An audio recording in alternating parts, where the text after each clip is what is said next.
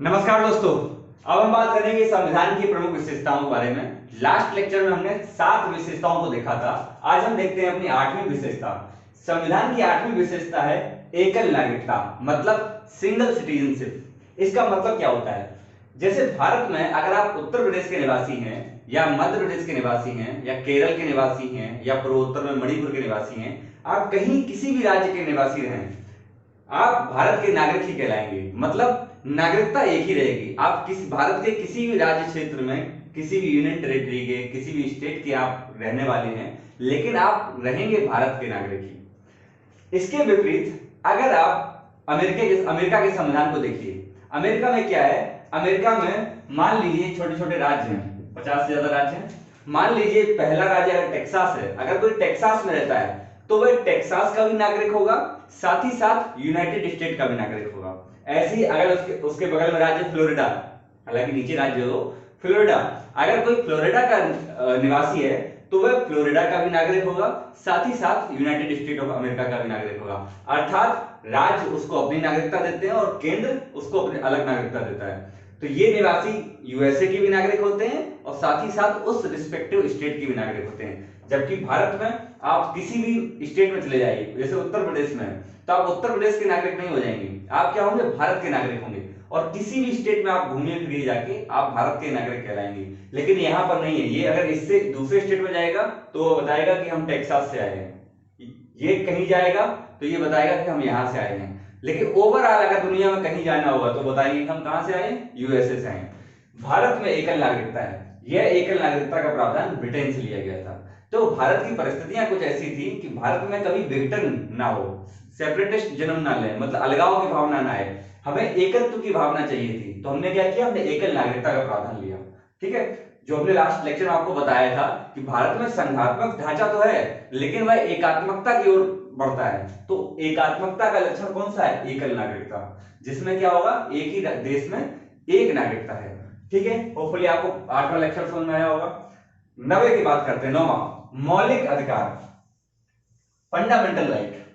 भारत के संविधान में भाग 3 में फंडामेंटल राइट को विस्तार से वर्णित किया गया है। यह प्रावधान कहां से लिया गया है? अमेरिका से लिया गया है। और क्यों लिया गया है? क्योंकि भारत में राजनीतिक लोकतंत्र की स्थापना करना है तो मौलिक अधिकारों का होना बहुत जरूरी है। तो इस प्रकार से कुल मिला के 7 प्रकार के मौलिक अधिकार थे। हालांकि एक जो है बाद में हटा दिया गया, तो अभी वर्तमान में 6 मौलिक अधिकार है। मूल संविधान में 7 मौलिक अधिकार थे, अभी फिलहाल 6 हैं। कौन कौन से हैं? एक है समानता का अधिकार, अनुच्छेद 14 से 18। फिर आता है स्वतंत्रता का अधिकार, 19 से 22। शोषण के विरुद्ध अधिकार, 23 से 24। धार्मिक स्वतंत्रता का अधिकार, 25 से 28।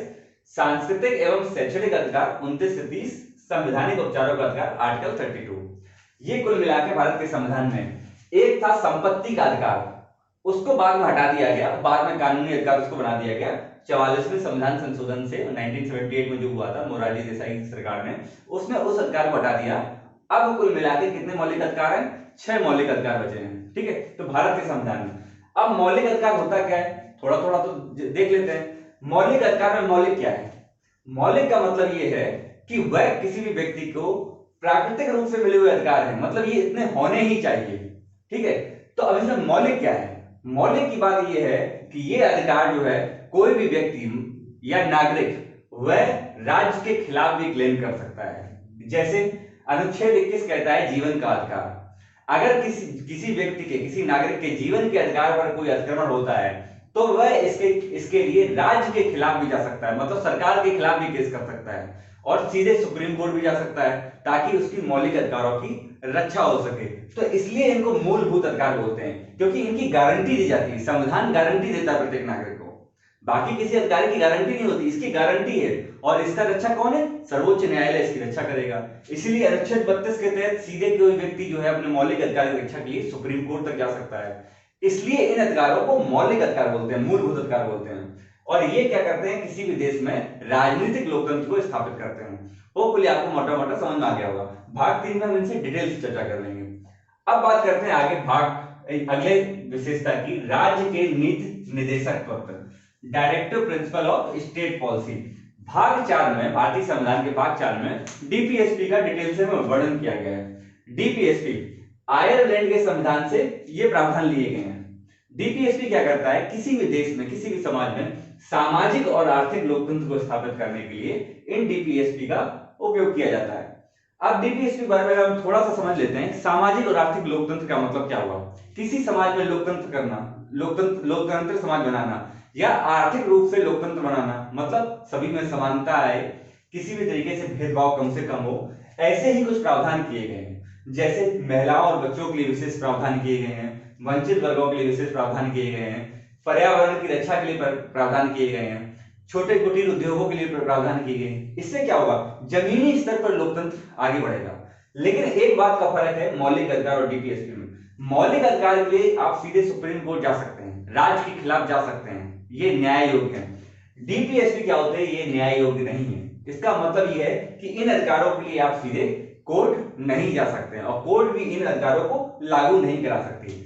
नीति निर्देशक का मतलब क्या होता है? नीति निर्देशक का सीधा मतलब ये होता है कि राज्य जब भी कोई कानून बनाएगा, नीतियां बनाएगा, तो ये निर्देशक तत्वों को उनमें डालना जरूरी होगा। मतलब ये राज्य का कर्तव्य है कि जब भी कोई नीतियां बनाए तो इन निर्देशक तत्वों को डाला जाए, जिससे क्या हो, एक सामाजिक और आर्थिक लोकतंत्र की स्थापना हो सके। होपफुली आपको ये चीज समझ में आई होगी। ये भाग 4 में राज्य के नीति निर्देशक तत्व डाले गए। भारत के संविधान में सब कुछ डाल दिया गया, इसीलिए इतना विस्तृत हो गया। होपफुली आपको बात क्लियर हो रही होगी। अब बात करते हैं आगे 11वें विशेषता की, मौलिक कर्तव्य, मतलब फंडामेंटल ड्यूटीज। भारत के संविधान जब बना था तब उसमें यह प्रावधान नहीं था, मौलिक कर्तव्य नहीं था। बाद में स्वर्ण सिंह समिति की सिफारिश पर मौलिक कर्तव्य का प्रावधान 42वें संविधान संशोधन 1976 से जोड़ा गया। ये कहां से प्रभावित था? यूएसएसआर के संविधान, जो पूर्व सोवियत संघ था, वहां के संविधान से प्रेरित था। देखिए सोवियत संघ क्या करता है, सामाजिक आर्थिक समानता लाने के लिए वह नागरिकों पर कर्तव्य भी आरोपित करता है। जहां पर अगर आप डेमोक्रेटिक लिबरल कंट्री देखेंगे जैसे अमेरिका, वहां पर स्वतंत्रता की ज्यादा बात होती है, स्वतंत्रता का बड़ा मूल्य होता है। लेकिन अगर सोशलिस्ट कंट्री की बात जाएंगे तो वहां समानता बड़ा मूल्य होता है। वहां समानता के साथ साथ क्या बोलते हैं, नागरिकों के कर्तव्य ज्यादा जरूरी होते हैं। तो इसीलिए 1976 में इंदिरा जी की सरकार ने मौलिक कर्तव्यों के प्रावधान को डाला गया। भाग 4 में 4A जोड़ा गया, ऐसी अनुच्छेद 51 जोड़ा गया। तो मौलिक कर्तव्यों को रखा गया कि भारत में जो नागरिक हैं उनके मौलिक कर्तव्य क्या होने चाहिए। ठीक है, जैसे मौलिक कर्तव्य क्या है? पर्यावरण की रक्षा है, जो संविधान है या जो राष्ट्रीय ध्वज है, ऐसे जो राष्ट्रीय प्रतीक हैं उनका सम्मान करना है, जो सार्वजनिक संपत्ति है उनकी रक्षा करनी है। ठीक है, इस तरीके से कर्तव्य रखे गए। नागरिकों क्या है? महिलाओं का सम्मान करना है, साइंटिफिक टेम्परामेंट रखना है, मींस वैज्ञानिक दृष्टिकोण को विकसित करना है। तो ऐसे कुछ कर्तव्य रखे गए। कुल मिला के 10 थे, बाद में एक संशोधन हुआ, तो कुल मिला के फिलहाल 11 मौलिक कर्तव्य हैं। तो इनके बारे में हम एक एक करके डिटेल से पढ़ेंगे। अभी हम विशेषता देख रहे हैं। अगली विशेषता है त्रिस्तरीय सरकार, मींस 3 टियर सिस्टम। मैंने आपको पिछले लेक्चर में आपको बताया था, इससे पहले वाले में, कि भारत में संघीय ढांचा है। संघीय ढांचा का मतलब क्या होता है कि एक केंद्र में सरकार है, एक राज्य सरकार है। ठीक है, केंद्र में सरकार, राज्य में सरकार, और इनके बीच में शक्तियों का वितरण है। लेकिन जैसे आपको पता होगा वर्तमान में इतना शहरीकरण हो गया, लेकिन फिर भी आप एक बात मानते होंगे कि भारत जो है वो अभी भी गांवों में बसता है, गांवों में बसता है। अगर लोकतंत्र जो है अगर वो गांव तक नहीं पहुंचा तो कैसा लोकतंत्र? तो इसीलिए बाद में ऐसा लगा लोगों को कि तृणमूल स्तर पर, ग्रास रूट स्तर पर अगर आपको डेमोक्रेसी पहुंचानी है तो क्या करना होगा? आपको पंचायतों का गठन करना पड़ेगा, मींस गांवों में भी लोकतंत्र को स्थापित करना पड़ेगा। तो हुआ क्या, 73वें और 74वें संविधान संशोधन के माध्यम से पंचायतों की स्थापना की और नगरपालिकाओं की स्थापना की। तो हुआ क्या, ऊपर संघ सरकार हो गई, फिर राज्यों में राज्यों की सरकार हो गई, और नीचे राज्यों में जो नीचे गांव के स्तर पर है, जिले में क्या हो गया, नगर पालिकाएं हो गई, और जो गांव थे उनमें क्या हुआ, पंचायतों का गठन हुआ। ठीक है, तो 3 तरीके 3 टियर सिस्टम का पूरा ढांचा बन गया, संघ सरकार, राज्य सरकार और पंचायतों की सरकार। जब आप पंचायत भी पढ़ेंगे तो पंचायत में भी 3 टियर सिस्टम है। ठीक है, पंचायतों का ढांचा जो है वो भी त्रिस्तरीय है। आप देखेंगे जिला पंचायत, ब्लॉक पंचायत और ग्राम पंचायत। तो कुल मिलाकर 3 स्तरीय सरकार का ढांचा भारत के संविधान दिखता है। 73वें एवं 74वें संविधान संशोधन से 2 भाग जोड़े गए थे और 2 अनुसूचियां जोड़ी गई थी। इसके बारे में हम डिटेल से डिस्कस करेंगे और एक वीडियो भी मैंने बनाया है, आप मेरे YouTube सेक्शन में देख सकते हैं। इसके बाद बात करते हैं 13वीं जो विशेषता है वह है स्वतंत्र और संवैधानिक निकाय, जो भी फ्री और कॉन्स्टिट्यूशनल बॉडीज होती हैं। देखिए किसी भी लोकतंत्र जब होता है, कोई भी देश लोकतंत्र होता है, तो उसके कुछ स्तंभ होते हैं, उनके बिना लोकतंत्र टिक नहीं सकता है। कुछ संस्थाएं होती हैं जो निष्पक्ष रूप से अगर कार्य करें तभी लोकतांत्रिक प्रक्रिया सुचारू रूप से चल सकती है, क्योंकि लोकतंत्र में अलग अलग लोग होते हैं, अलग अलग लोगों की डिमांड होती है। अगर उन सारी डिमांड को पूरी करना है तो कोई तो एक निष्पक्ष होना चाहिए, कोई तो ऐसी संस्थाएं होनी चाहिए जो लोगों की बात को निष्पक्ष तरीके से रखें। जैसे निर्वाचन आयोग, अगर निष्पक्ष रूप से, पारदर्शी रूप से चुनाव नहीं होंगे तो लोगों का भरोसा कैसे होगा लोकतंत्र में कि हम जिसको चुनना चाह रहे हैं वही चुन पा रहे हैं। तब क्या हुआ, भारतीय संविधान के निर्माताओं ने संविधान में ही कुछ प्रावधान कर दिए। संविधान में लिख दिया गया कि निर्वाचन आयोग का एक चैप्टर बना दिया गया कि निर्वाचन आयोग को ये शक्तियां हैं। तो निर्वाचन आयोग, इलेक्शन कमीशन, ऐसी CAG, CAG, controller auditor general जो है, लेखा महानियंत्रक परीक्षक जो है, उसका प्रावधान कर दिया गया। अनुच्छेद 148 से 150 जब आप पढ़ेंगे तो आपको सीएजी का प्रावधान मिल जाएगा। ठीक है, जो क्या करता है, जो जितना भी खर्चा होता है, सब जो भी आगत होती है, जब खर्चा होता है उस पर निगरानी रखता है, हर साल अपनी रिपोर्ट पब्लिश करता है। ऐसे यूपीएससी, स्टेट में पब्लिक सर्विस कमीशन, जो भी ऑल इंडिया सर्विसेज के एग्जाम होते हैं, सेंट्रल सर्विसेज के एग्जाम होते हैं, उनको कंडक्ट कराता है, ऐसे स्टेट में कराते हैं। तो ये क्या है, संवैधानिक निकाय जिसमें सरकार का डायरेक्ट इंटरफियर कम से कम होता है।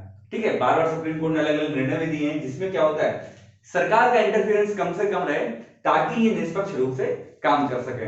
तो इनके प्रावधान भारत के संविधान में संविधान निर्माताओं ने लिख दिए सो दैट कि लोकतंत्र मजबूत बन सके, जिसमें इंटरफेरेंस कम से कम हो। तो संस्थान अगर मजबूत रहेंगे तो लोकतंत्र अपने आप मजबूत रहेगा।